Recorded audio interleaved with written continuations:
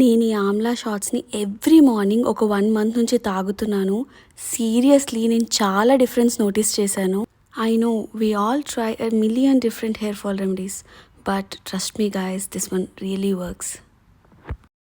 Amla is loaded with vitamin C, antioxidants and minerals. ఇవన్నీ కలిపి మనకి హెయిర్ని రూట్స్ నుంచి స్ట్రెంగ్తెన్ చేస్తాయి అండ్ ఆల్సో మనకి హెయిర్ ఫాల్ రెడ్యూస్ అవ్వడానికి ఫైట్ చేస్తాయి.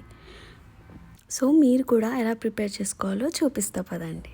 ఆమ్లాని కట్ చేసి అందులో ఉన్న సీడ్స్ని రిమూవ్ చేసేయండి. ఇప్పుడు ఇవన్నీ గ్రైండ్ చేసుకుందాం.